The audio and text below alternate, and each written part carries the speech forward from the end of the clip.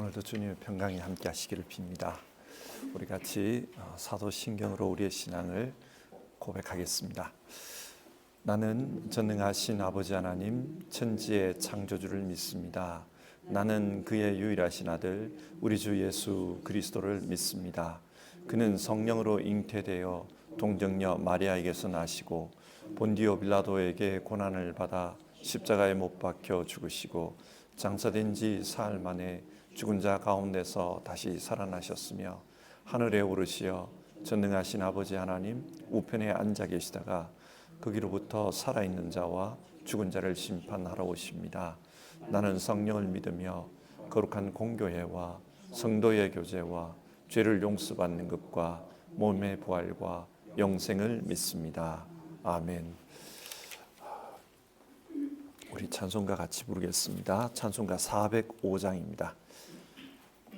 405장.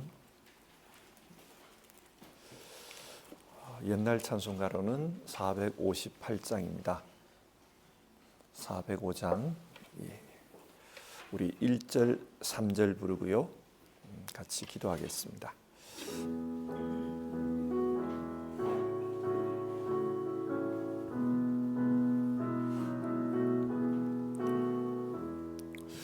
주의 친절한 발의 기세 우리 마음이 평안하리니 항상 기쁘고 복이 되겠네.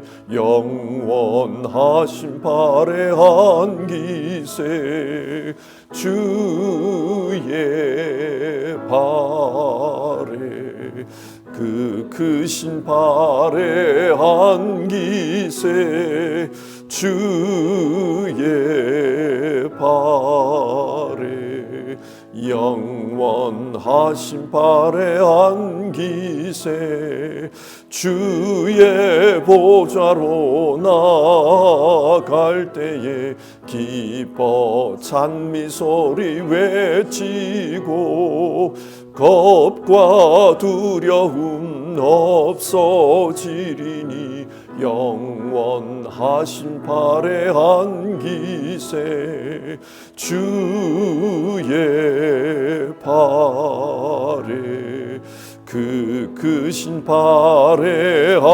기세 주의 발에 영원하신 발의 기세. 아멘. 기도하겠습니다. 사랑이 많으신 하나님, 오늘도 하나님의 품을 그리워하며 이 자리에 나왔습니다. 우리는 영원히 하나님의 품 속에서 살아가는 사람들이지만 우리 눈에 보이지 않기 때문에 어려움이 있을 때마다, 외로움이 있을 때마다, 그리고 우리의 약함을 느낄 때마다 하나님의 품을 그리워합니다. 살아계신 하나님, 하나님은 언제나 우리를 안고 계시고 붙잡고 계시는 줄 믿습니다.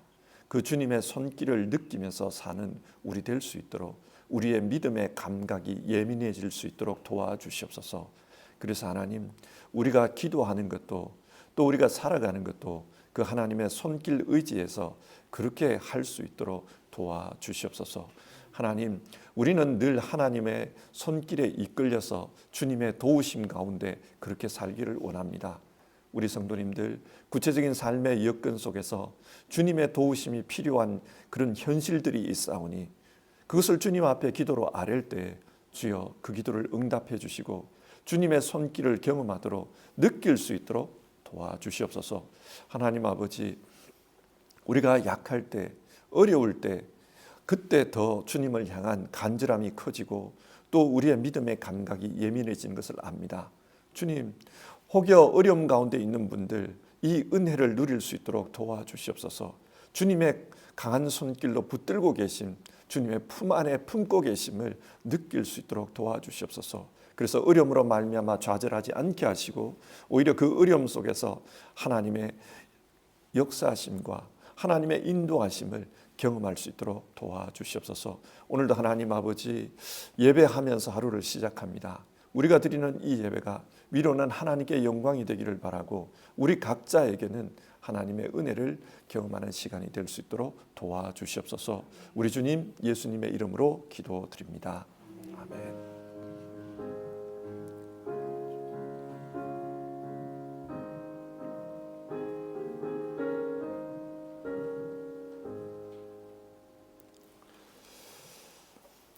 오늘 함께 살펴보실 성경 말씀은 사도행전 14장의 말씀입니다.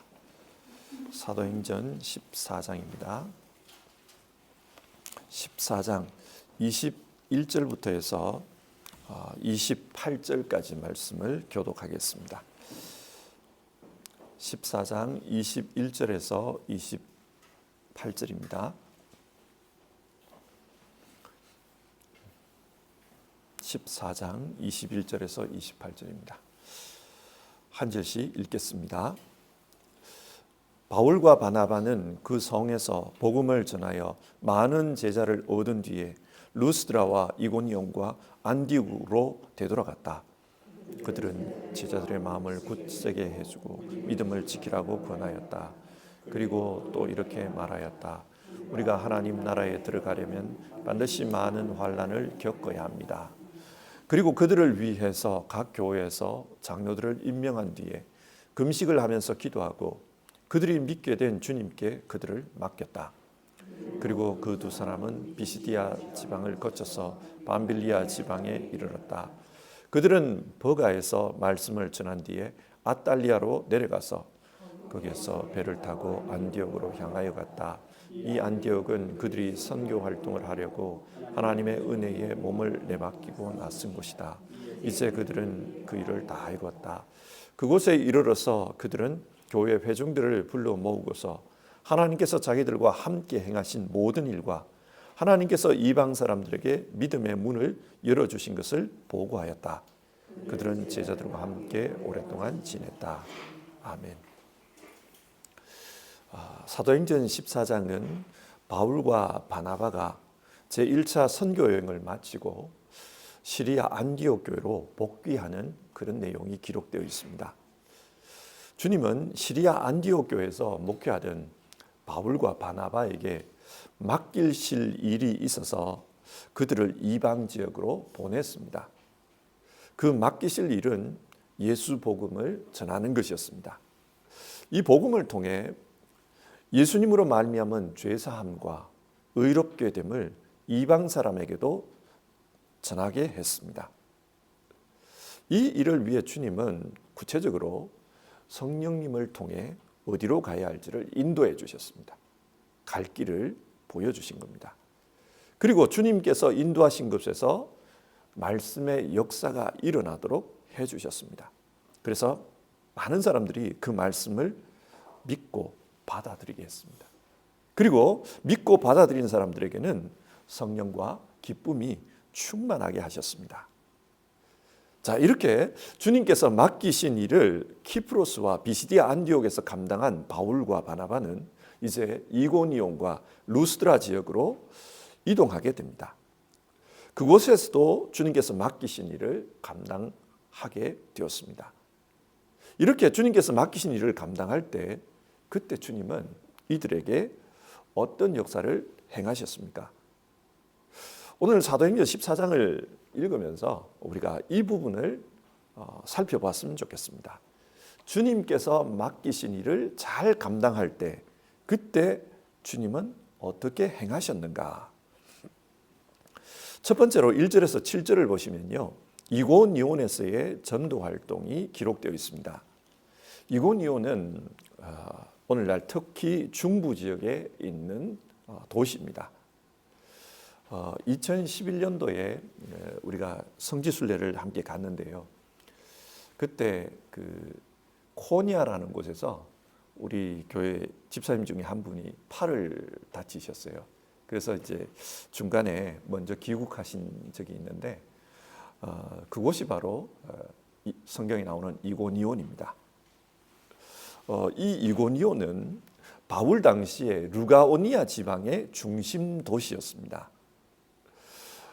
바울과 바나바는 이곳에서도 유대인의 회당에 먼저 가서 복음을 전했다고 합니다. 그러자 많은 유대 사람들과 그리스 사람들이 복음을 믿게 되었습니다. 그리고 이렇게 많은 사람들이 복음을 믿게 되자 역시나 유대인들 중에 대적하는 이들이 생겨났다는 겁니다. 유대인들 중에는 예수 복음을 싫어하는 이들이 있었습니다. 그래서 이들은 현지 사람들을 선동해 가지고 바울과 바나바를 배척하도록 했습니다. 그 결과 2절 끝부분을 보면요, 믿는 형제들에게 나쁜 감정을 품게 하였다.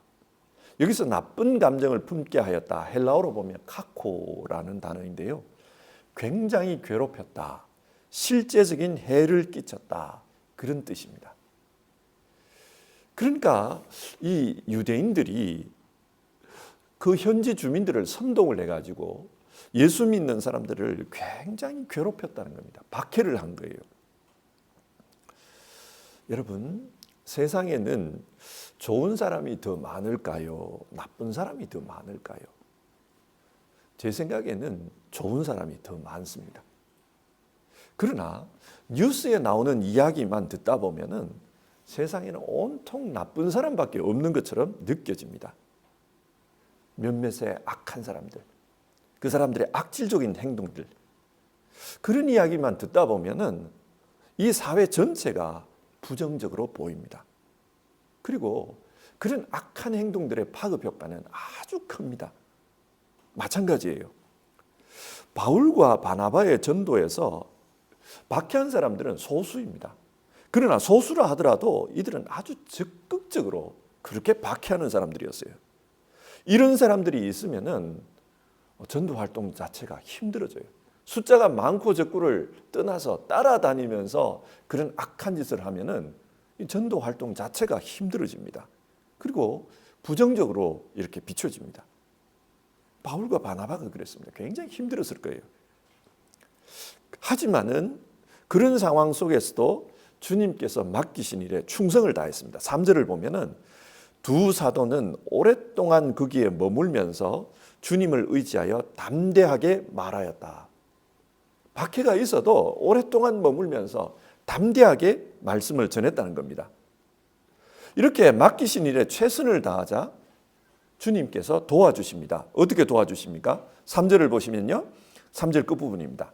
주님께서는 그들의 손으로 표징과 놀라운 일을 행하게 하셔서 그들이 전하는 은혜의 말씀을 확정하여 주셨다. 주님께서 표징과 놀라운 일이 일어나게 해주셨습니다. 그래서 바울과 바나바가 전하는 그 복음이 참되다라는 것을 증명해 주셨다는 겁니다. 자, 이런 일이 일어나면 중간에 노이트랄하게 있던 사람들이 어떤 반응을 보일까요? 예를 들어 교회 안에 두 그룹이 나누어져 가지고 싸움이 있다고 한번 가정해 봅시다. 서로 자신들이 옳다고 합니다. 내가 옳다 그러면서 서로 싸워요. 그런데 어느 쪽에 큰 재앙이 발생합니다. 누가 봐도 하나님이 그 사람을 때린 것 같아요. 또 반대쪽에는 선한 역사가 일어납니다. 치유가 일어나고 하나님의 돌보심이 일어납니다. 자, 그러면 중간에 있던 그 노이트라라는 사람들이 어떤 반응을 보이겠습니까? 재앙을 받은 쪽에 동조하던 사람들도 주춤할 수밖에 없어요. 하나님께서 심판하는 것이 눈에 보입니다. 그러면 중간에 있던 사람들이 당연히 선한 일이 일어나는 그쪽으로 발길을 돌리게 됩니다. 주님은 이런 식으로 지금 바울과 바나바의 그 사역을 돕고 계신다는 겁니다. 주님은 자기에게 맡기신, 하나님께서 맡기신 그 일에 충성하는 사람들을 이렇게 도와줍니다. 자, 이렇게 계속해서 복음을 전하자 이번에는 어떤 일이 일어나는가? 5절을 보면요, 이방 사람들과 유대 사람들이 그들의 관원들과 합세해서 바울과 바나바를 모욕하고 돌로 쳐 죽이려고 했다. 마침내 죽이려고 했다는 거예요. 그래서 바울과 바나바는 그 이고니온을 떠날 수밖에 없었다, 그렇게 말합니다. 이어서 8절에서 20절을 보면 이고니온을 떠나 루스드라로 가게 되는데 그 루스드라에서 있었던 일을 소개하고 있습니다. 루스드라에 가보니까 나면서부터 장애인이었던 사람이 있었습니다.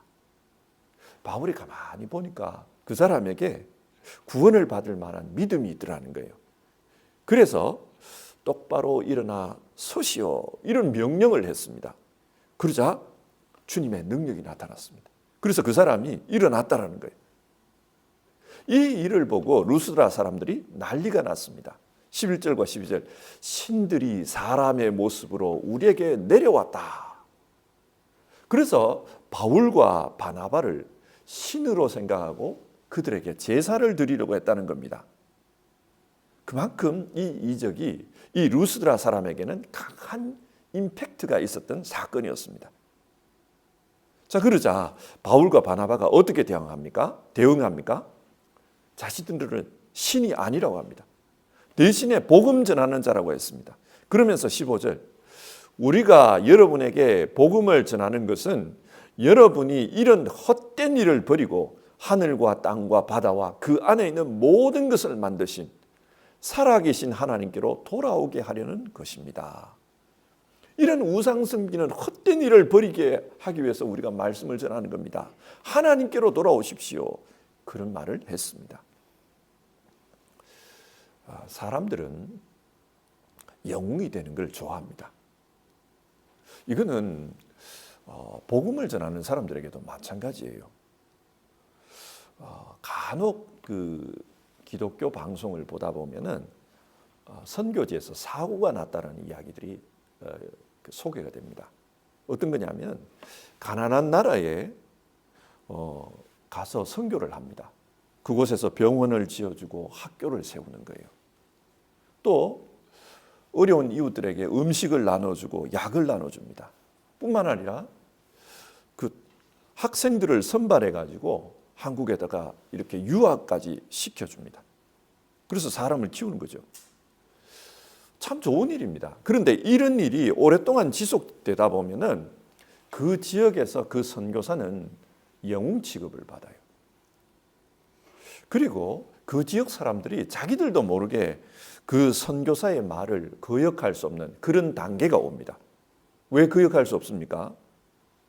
그 선교사한테 잘못 보이면은 혜택을 받을 수가 없습니다. 학교도 갈 수 없고 병원도 갈 수 없고 자녀들을 학교 보내기도 어렵고 그러다 보니 그 선교사님한테 이제 순종을 하게 되는 거죠.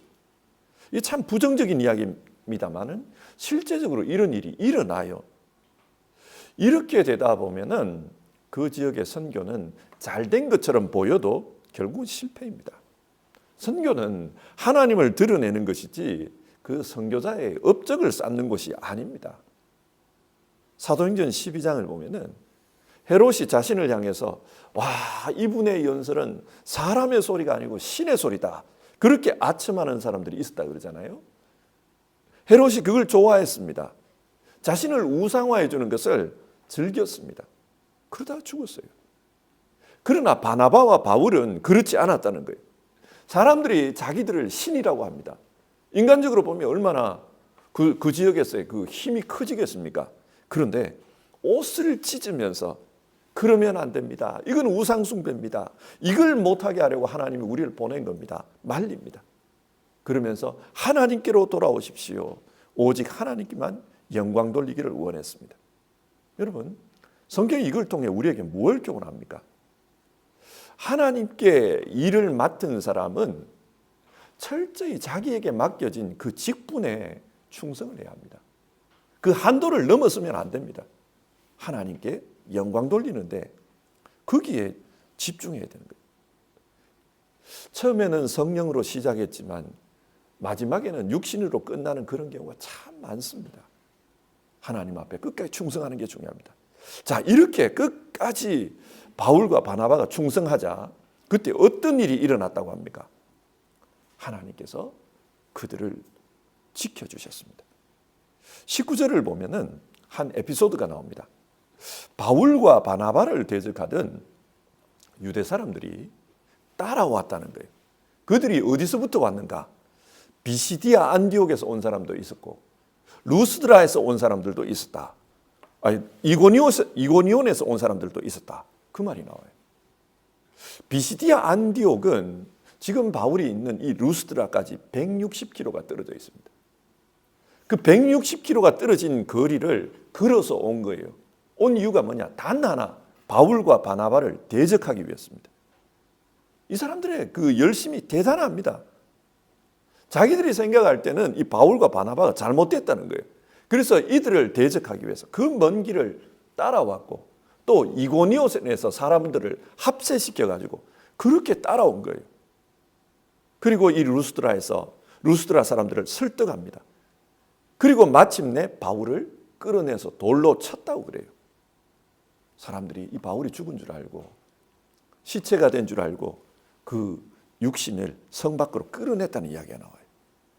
그런데 어떤 일이 있었습니까?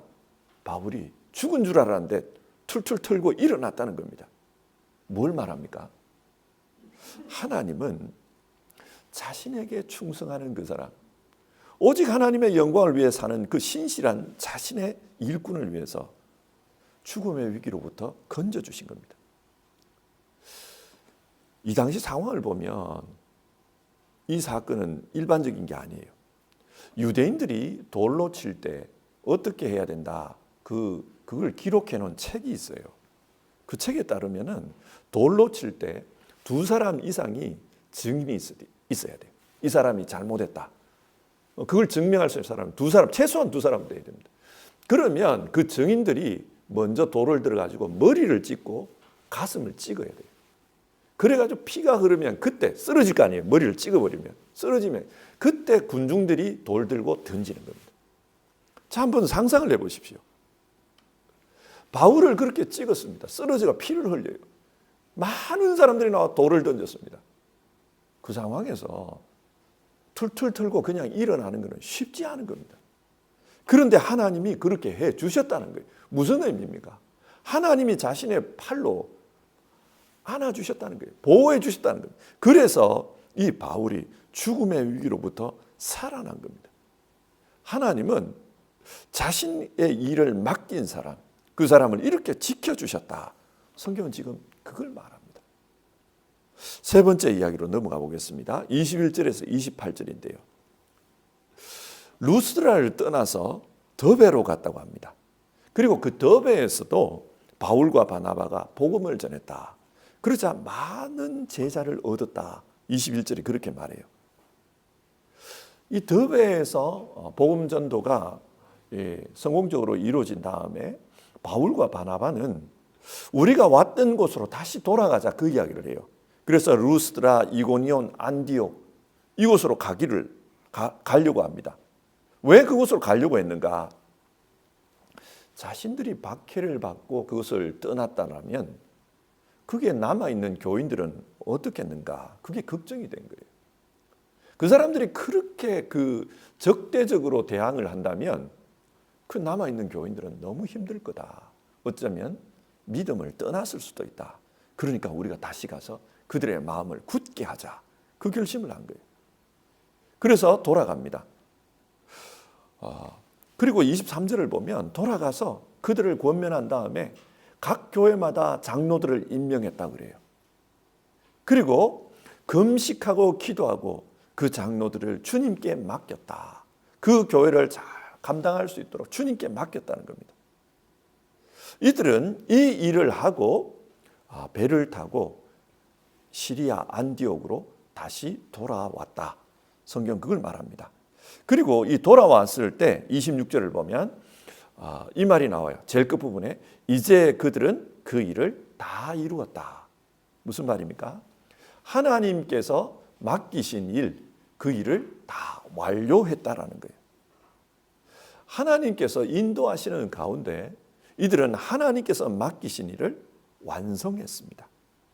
그래서 이들의 1차 선교 여행은 성공적일 수 있었습니다. 자, 오늘 말씀 한번 정리를 해봅시다. 하나님은 바울과 바나바에게 맡기실 일이 있어서 이방 땅으로 보냈습니다. 그리고 그들은 이방 땅에서 하나님이 맡기신 그 일에 충성을 다했습니다. 그렇게 충성할 때 하나님께서 어떻게 도와주셨습니까? 오늘 성경 그걸 말합니다. 먼저는 표징을 통해서 이들이 전하는 사역이, 하는 일이 옳다는 것을 보여주셨습니다. 하나님께서 이들을 변호해 주신 것입니다. 이들이 옳다라는 거예요. 그리고 돌에 맞아서 죽게 되었을 때 그 죽음의 순간 하나님께서 보호해 주셨습니다. 그래서 돌에 맞았지만 그래도 죽지 않았다는 거예요. 또 어떻게 보호해 주셨나? 이들의 한 사역, 그 사역이 다 이루어지도록 하셨다. 수고한 사역이 헛되게 무너지지 않도록 하셨다. 그걸 말해줘요. 여러분 그렇지 않겠습니까? 박해가 많아요. 그리고 여기서 복음을 믿은 이 사람들은 오늘 우리로 보면, 우리의 관점에서 보면 신앙한 지 얼마 안 된 다 초신자들입니다. 박해가 있으면 이 초신자들이 교회를 떠날 수가 있잖아요. 믿음을 떠날 수가 있지 않습니까? 그런데 주님이 붙잡아 주셨다는 거예요. 그래서 그 일이 다 이루어지게 했다. 그들이 신앙에서 떠나지 않고 믿음에 머물러 있을 수 있도록 주님께서 그렇게 완성시켜 주셨다. 그걸 말합니다. 자, 이 말씀을 오늘 우리에게 한번 적용해 봅시다. 우리에게도 주님께서 맡기신 일이 있습니다. 그리고 우리가 그 맡기신 일에 충성을 다하면 하나님은 우리에게 어떻게 역사하실까요? 우리 역시 도와주실 겁니다. 우리가 살아가는 이 삶, 신앙으로 사는 이 삶, 이 삶이 옳다는 것을 하나님께서 변정해 주실 것입니다. 어려움이 있을 때 하나님의 방식으로 하나님께서 변호해 주실 겁니다. 이 사람이 옳다. 하나님이 도와주십니다. 그리고 하나님 앞에 충성하면 하나님께서 때를 따라서 그렇게 역사해 주십니다. 위기에 처할 수 있습니다. 어려움에 처했을 때 그 위기로부터 주님께서 보호해 주십니다. 우리가 낭떠러지에 서는 순간도 있어요. 그 순간에 주님께서 손을 붙잡고 계십니다. 그래서 주님은 우리에게 담대하라 그 말씀을 한 겁니다. 그리고 이렇게 끝까지 충성하면 우리의 인생이 헛되지 않도록 주님께서 완성시켜 줍니다. 세상을 참 열심히 사는 분들이 많아요. 다들 나름으로는, 자기 나름으로는 수고하면서 살아갑니다. 그런데 그 수고가 헛수고가 되는 경우도 있어요. 정말 열심히 살았는데 나중에 돌아보니 해왔던 모든 게 다 물거품이 되어 사라지는 경우가 있습니다. 하지만은 하나님은 그걸 붙잡아 주신다. 그래서 열매가 있게 해주신다. 우리의 인생이 평생 동안 이루어온 그 삶이 완성되도록 해주신다. 그걸 말합니다. 시편 126편 6절에 나오는 말씀. 울며 씨를 뿌리러 나가는 사람은 기쁨으로 단을 가지고 돌아온다. 하나님께서 우리 인생에 이런 역사를 행해 주신다는 겁니다. 성도 여러분, 우리 인생 가운데 하나님의 도우심이 있다는 것을 믿으면서 살았으면 좋겠습니다. 바울과 바나바의 사역을 보면 그들의 사역 속에는 끊임없이 어려움이 있었습니다. 하나님의 역사가 일어나는 데는 하나님의 역사도 있지만 마귀도 가만히 있지를 않아요. 우는 사자와 같이 삼키려고 넘어뜨리려고 그렇게 하기 때문에 반드시 어려움이 있습니다. 그래서 오늘 말씀 22절을 보면 우리가 하나님 나라에 들어가려면 반드시 많은 환난을 겪어야 합니다. 그 말씀이 나와요. 어려움이 있어요. 그러나 그 어려움 속에서 하나님의 도우심도 있다는 것을 기억해라. 오늘 성경이 그걸 말해줍니다. 어떻게 도와주시는가? 변호해 주신다 그래서. 어떻게 도와주시는가? 위기로부터 보호해 주십니다.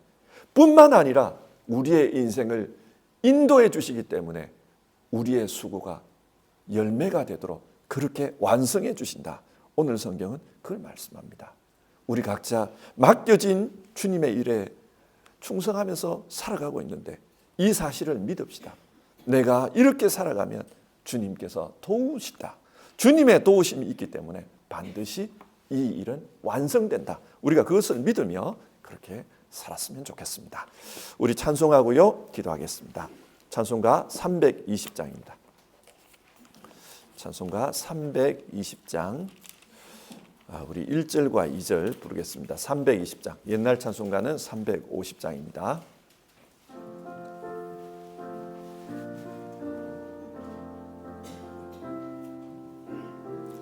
1절 2절입니다. 나의 죄를 정케 하사 주의 일꾼 삼으신 구세주의 넓은 사랑 항상 찬송합니다. 나를 일꾼 삼으신 주 크신 능력 주시고 언제든지 주 뜻대로 사용하여 주소서. 내게 부어 주시려고 은혜 예비하신 주 주의 은혜 채워주사 능력 있게 하소서. 나를 일꾼 삼으신 주 크신 능력 주시고 언제든지 주 뜻대로 사용하여 주소서. 아멘. 우리 오늘 말씀 생각하면서 같이 기도하겠습니다. 하나님은 우리 한 사람 한 사람 그 한 사람에게 소망을 가지고 계십니다. 그리고 분명히 맡기신 사명들이 다 있습니다. 그 맡기신 사명들을 믿음 안에서 충성스럽게 감당하면은 하나님께서 우리를 도와주십니다. 하나님의 그 뜻이 이루어지도록 하나님의 역사가 있습니다. 오늘 성경은 그 환난 가운데서도 우리의 이 삶이 믿음이 옳다는 것을 변호해 주셨다, 그렇게 말씀합니다. 뿐만 아니라 죽음의 위기에서도 주님께서 보호해 주셨다, 그 이야기를 하고요. 그 가운데 끝까지 충성하니까 주님께서 그 일을 다 이룰 수 있도록, 맡기신 일을 다 이룰 수 있도록 완성해 주셨다, 그 말씀도 하고 있습니다. 우리에게도 이런 하나님의 역사가 있습니다. 이걸 믿으면서 우리에게 맡겨진 그 삶에 충성하는 우리 되기를 같이 기도해 봅시다. 하나님 아버지, 어려움이 없을 수 없다는 거 우리 잘 압니다. 어려움 만났을 때 믿음으로 살게 하여 주시옵소서. 믿음의 역사가 우리 가운데 일어나게 하여 주시옵소서. 그래서 하나님의 변호해 주심과 보호해 주심과 완성해 주심을 우리 모두 경험할 수 있게 도와주시옵소서. 주님의 충성된 사람으로서 마지막에 기억될 수 있도록 우리의 인생을 도와주시옵소서. 우리 같이 기도해 보겠습니다.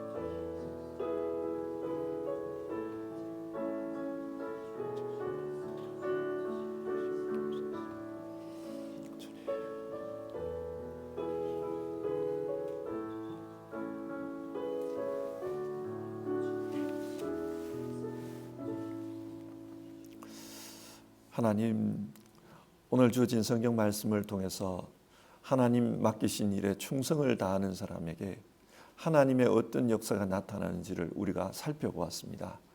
우리 성도님들 한 분 한 분도 하나님께서 맡기신 그런 일들이 있고 또 그 일들에 충성하며 인생을 살아가고 있는 것을 압니다. 하나님, 그 일 잘 감당할 수 있도록 도와주시옵소서. 그리고 이 일들 속에 우리 눈에는 보이지 않지만 하나님의 도와주심과 하나님의 역사하심이 있다는 것을 늘 기억할 수 있게 도와주시옵소서. 그래서 하나님의 변호하심이 나타나기도 하고 또 하나님의 위기로부터의 보호하심도 나타나고, 그래서 마침내 하나님의 뜻이 이루어져서 많은 열매가 맺히도록 하신다는 것, 그거 우리 경험할 수 있도록 주님 도와주시옵소서. 각자의 상황은 다 다릅니다. 하나님 그 상황 속에서 맡기신 일들 감당하는 우리 성도님들 힘을 주시기를 바라고 능력 주시기를 바라고, 그러는 가운데 하나님께서 다 이루셨다, 하나님의 역사가 완성되는 것을 보는 우리 성도님들 다 되게 하옵소서. 그래서 마침내 하나님 앞에 섰을 때 참 많은 열매를 남겼구나, 착하고 충성되다, 그렇게 하나님 앞에 칭찬 듣는 우리 성도님들 다 되도록 도와주시옵소서. 혹여라도 지금 하나님 주님께서 맡기신 일들이 힘들고 또 그 일을 감당하면서 어떤 시험들을 겪는 이들이 있다면 주님 도와주시기를 바랍니다. 변호해 주시고 보호해 주시기를 바랍니다. 그래서 그 어려움들을 잘 이겨낼 수 있도록 하나님께서 역사해 주시옵소서. 이 모든 말씀 우리 주님 예수님의 이름으로 기도드립니다. 아멘. 주기도문 하겠습니다. 하늘에 계신 우리 아버지, 아버지의 이름을 거룩하게 하시며 아버지의 나라가 오게 하시며 아버지의 뜻이 하늘에서와 같이 땅에서도 이루어지게 하소서. 오늘 우리에게 일용할 양식을 주시고 우리가 우리에게 잘못한 사람을 용서하여 준 것 같이 우리 죄를 용서하여 주시고 우리를 시험에 빠지지 않게 하시고 악에서 구하소서. 나라와 권능과 영광이 영원히 아버지의 것입니다. 아멘.